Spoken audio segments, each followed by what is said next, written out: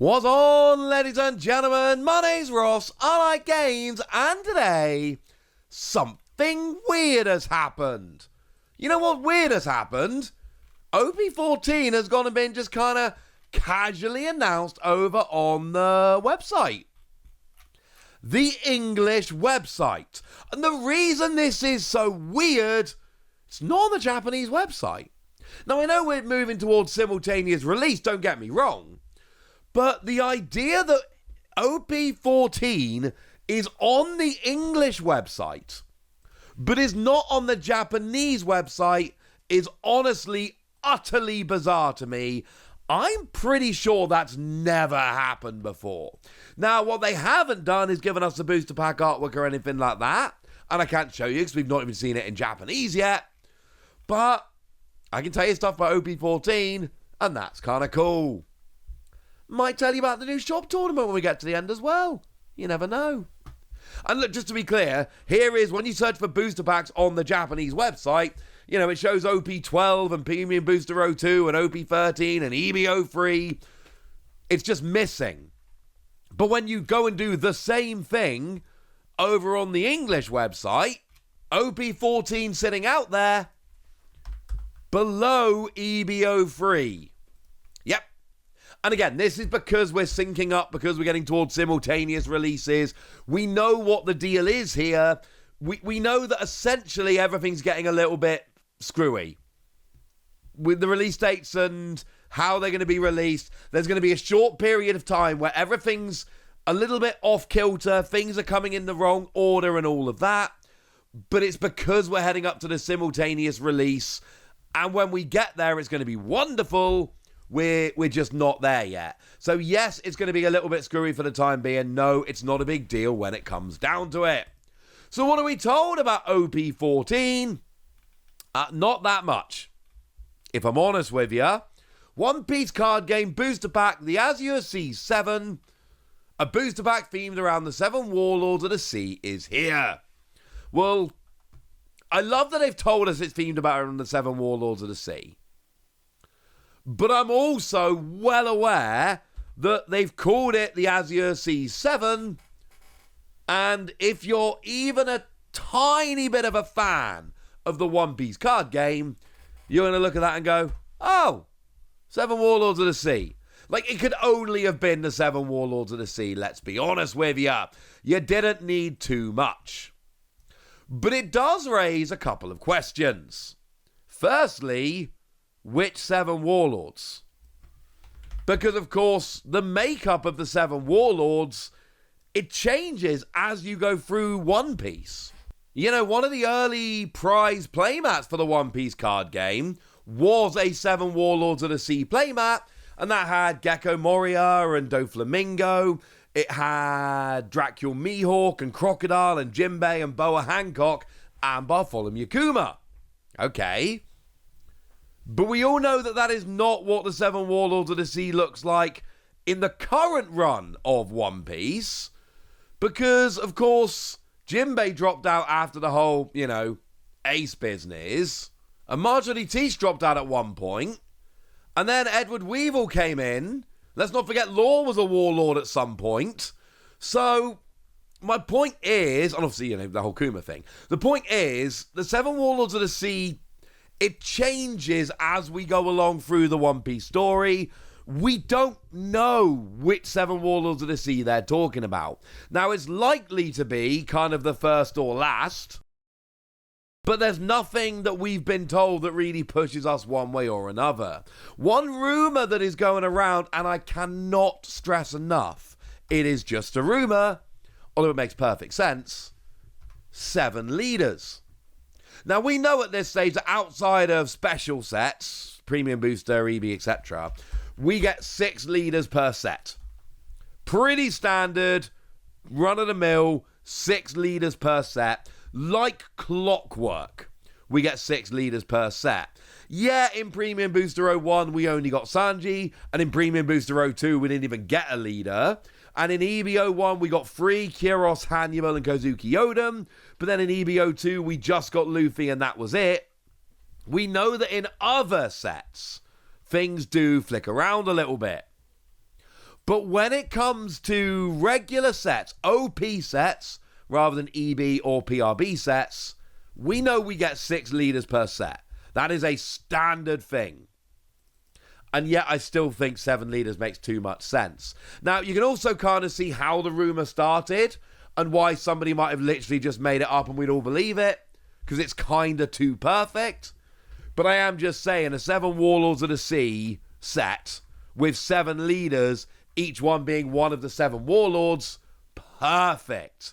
And yes, we are well aware that the 7 Warlords of the Sea changes, and there's nothing we can do about that. So they kind of have to pick an era. Personally, I'm hoping for original. It's just a cool little mix. And remember, the 7 Warlords of the Sea binder set had more than 7 Warlords. There were 12 cards. 2 of them were Boa Hancock. There were 11 different Warlords of the Sea in that set. So, yeah. It makes it a little bit awkward, but that's what we've got. And OP-14 is a weird one. We do have a distributor listing for this. We have had for a little bit of a while. Now, the official release date is January.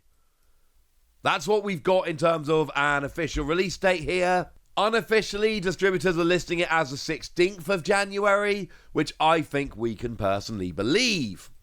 And we've got a little bit of information, like I've said. We don't have too much. We were told that it's going to be 7 Warlords of the Sea themed. Awesome. And there's going to be a box topper, 1 out of 6, which is awesome. And that's basically it. Well, we knew it was 7 Warlords. And the box topper's kind of cool. Box toppers are back. That's about the only extra thing they've told us. However, we know that half of EBO4 is going to be in the set. And this was officially confirmed, incidentally, on a live stream recently. The green, blue, and purple cards from EBO4 will be coming in OP-14. And they are a world first. We're getting them before Japan. That does not include red, yellow, or black, just green, blue, and purple. But we are getting these cards before Japan does, which is honestly kind of awesome. And yes, it means we're getting half of EBO4 before we get EBO3. That's not lost on me. What do you want me to do about it? Nothing. Brilliant. Let's move on. Seriously, there's nothing I can do about this. It's just the way it is. We have also got a tiny bit of information, but it's basically just that the MSRP is $4.99 a pack. Which, if nothing else, it tells us the price isn't going up. Which is nice. I mean, at some point it's going to go up. It always does. But it's not going up yet. That's what we know about OP-14. And I think this sounds like a very fun set. But I did tell you there was a store tournament going on as well. We should have a very quick chat about this. Now, it's 2025 Volume 4. Which is, you know, it's going to be kind of fun. It's going from the 1st of October to the 31st of December. So October, November, December, the last quarter of the year. And there's some goodies to be given out, including that Nami. The reprint Nami was not a reprint Nami, it's a replacement Nami, is probably more appropriate. The Nami that we're getting because the other Nami leader is getting banned, this is the first place it's being given out. We knew it was being given out at tournaments. Now we have word that this is one of the tournaments where it is being given out. And then we have both regular packs and winner packs. 1 card in each. And they have the same cards but as winner versions. So let's look at them together. Starting off with Suru. She's on the booster pack. It makes sense. Well, she's on the winners pack. But to be fair, she's also on the splash, key art, whatever you want to call it, for the tournament. So let's count that. And Suru here, 5 cost 4k, counter plus 2k. And on play, you can trash 2 cards from your hand, and your opponent has to return one of their characters to their hand, which is lovely. Do remember, however, that in a Kazan deck, if you discard 2 cards from your hand, you then draw 2 cards to make up for it. So, in a Kazan deck, yeah, it's not such a big downside. We got Bartholomew Kuma, 4 cost 5k, counter plus 2,000. And as a trigger, if your leader is Revolutionary Army, and your opponent and yourself have a total of 5 or less life, play the card for free. Yeah, trigger or play it for free. That's pretty cool. We've got Shachi and Penguin. 4 cost, 5k, counter plus 2k. Yeah, they're loving the counter plus 2k in this set. Sounds fine. And on play, if you've got 3 or fewer Don on your field, add up to 2 Don cards from your Don deck rested. This is an interesting one. It's the one from Starter Deck 10 that was a really, really good card with Starter Deck 10 lore, but then they banned Starter Deck 10 lore for being too good, and it's never been any good since then. Never mind.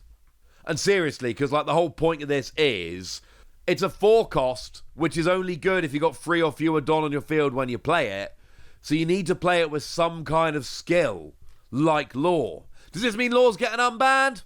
Probably not, but it's a nice thought for some people.